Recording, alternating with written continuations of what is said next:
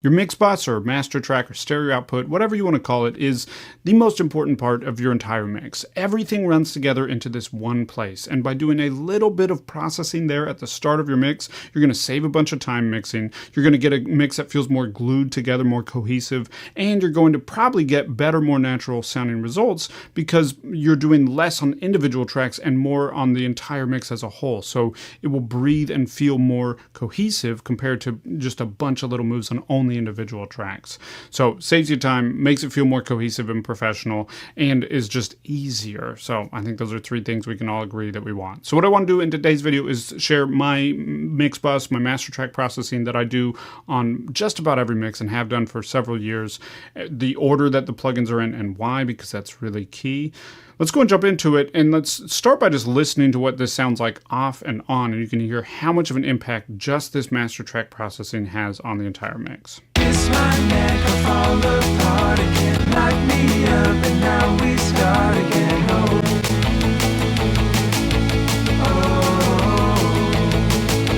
kiss my neck, I fall apart again. Light me up and now we start again.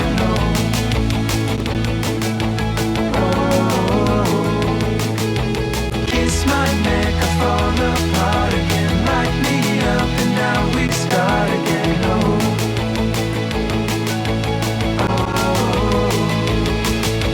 Kiss my neck, you have my heart again. Light me up and now we start again.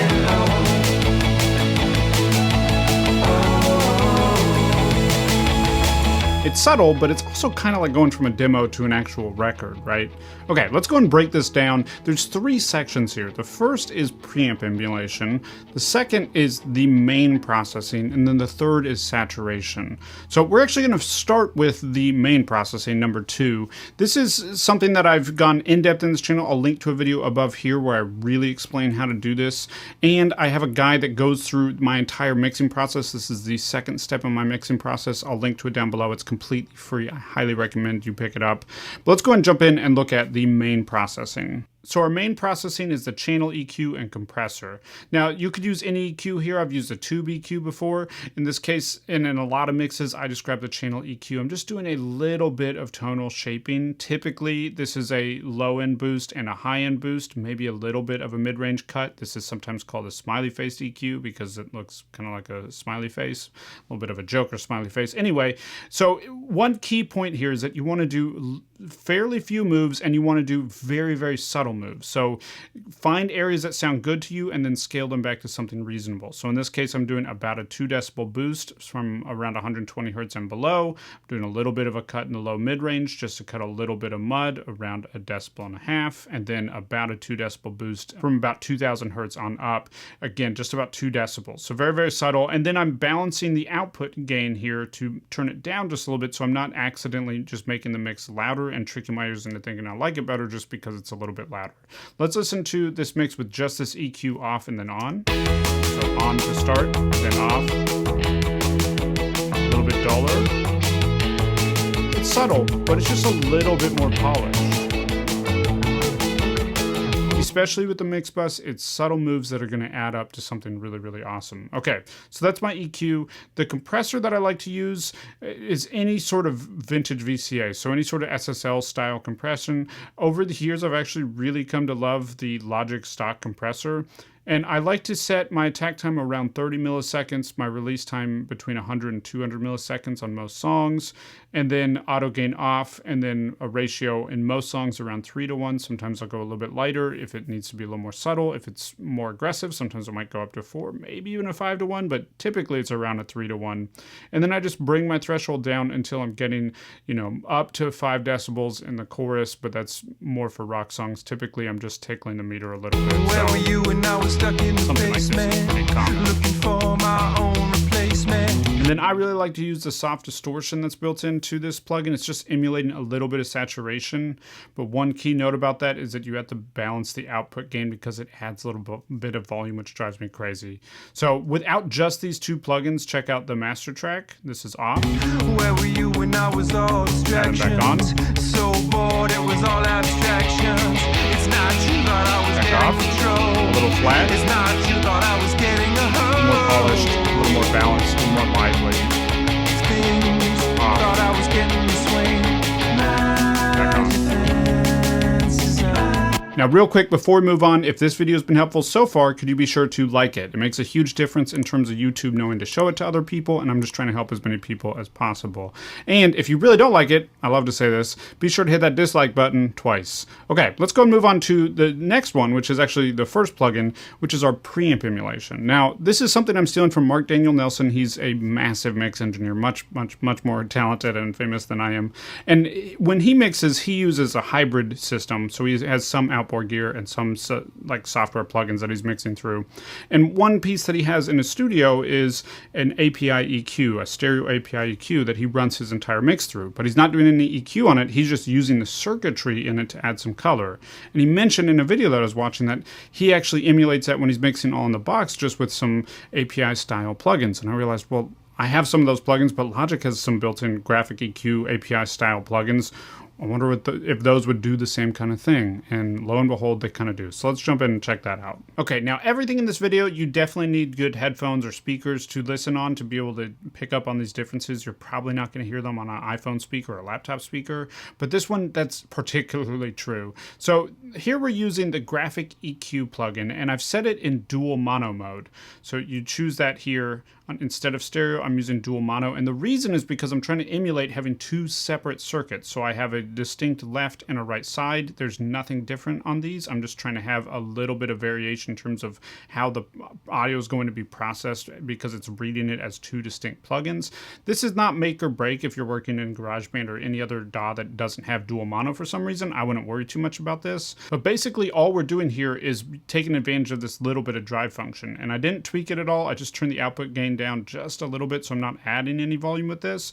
And when I engage this, what I want you to notice on, try to really zero in on, is the upper mid-range, how it just gets a little bit of a push right there. It's very subtle, but it's just something I just like a little bit better when it's on. That's all this really comes down to. And that's a big thing to remember, is just test things, and if you like them better on, then it's probably a good move for your mix. So I'm going to start with it off, and then I'm going to engage it. Kiss my neck, I fall apart again. Light me up, and now we start again. Oh,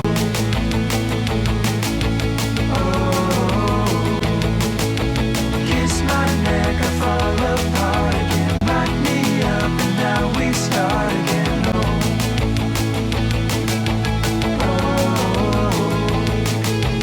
Kiss my neck, I fall apart again. Light me up, and now we start again.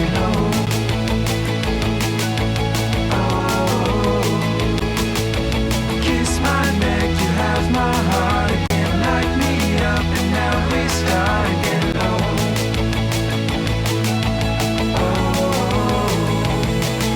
So yeah, very subtle. And finally, we have saturation. Now, I use two forms of saturation. I use a tape emulation saturation, and then I use just a digital saturation that allows me to do multi-band saturation. I can really tailor it into the mix. Saturation is just adding extra harmonic information into our mix. It helps fill up all the sonic gaps and kind of warms and fills up the entire sound. It makes it feel punchier, louder, fuller, all at the same time. So it's kind of a magic bullet, but you can mess it up if you're not careful because it is technically distortion. So you need to be really careful with saturation. Let's jump in and look at how I'm using saturation on my master bus. Now, technically, the graphic EQ is also really just serving as a source of saturation, but it's really, really subtle. Here we're talking about more overt saturation. So here I'm using the Kramer Master Tape. This is a great plugin from Waves. You can typically get this for about 30 bucks. I really like it because it's super easy to dial in. In a lot of cases, I actually don't do anything to it.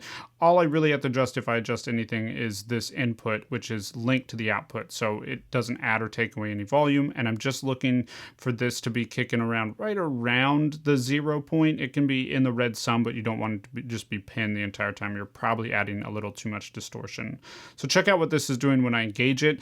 What you really want to listen for here is how it kind of smooths out the peaks so it's not quite as pokey. And then it also adds some nice warmth in the low end and low mid range. Check this out. So much, but it's never enough. Kiss my neck, I fall apart again. Light me up, and now we start again. A little bit flatter. Add it back on. Kiss my neck, I fall apart again. Light me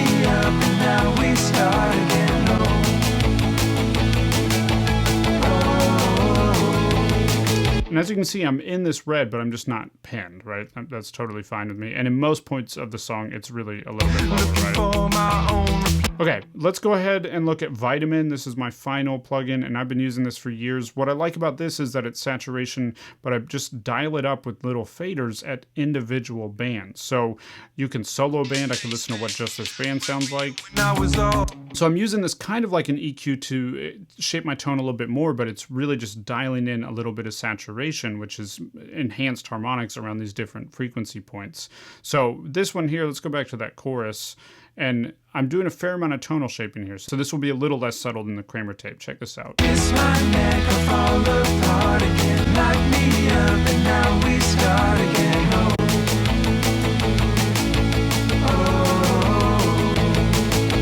Kiss my neck, I Mid-range is a little bit more forward. light me up and now we start again.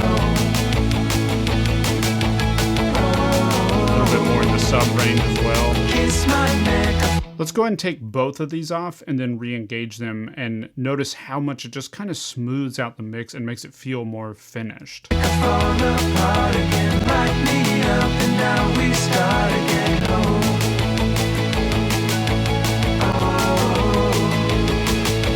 Kiss my neck, you have my heart again. Light me up and now we start again. And then really quick, just to drive this point home, let's one more time bypass everything and re-engage it. And even though every individual stage was very subtle, check out how much it adds when it all comes together across the entire mix. Kiss my neck, I fall apart again. Light me up and now we start again. It's a little demo-ish, a little flat, Kiss my neck, I fall much more polished there. again. Light me up and now we start again.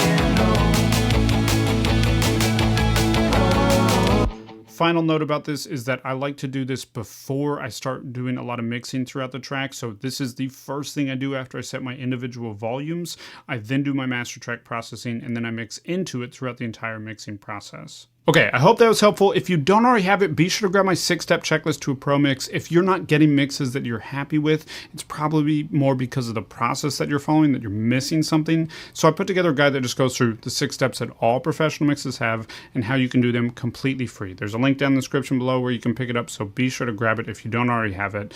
And real quick, this video is also kind of a follow-up to another video I did on plugin order and how to sequence your plugins to get the best sound.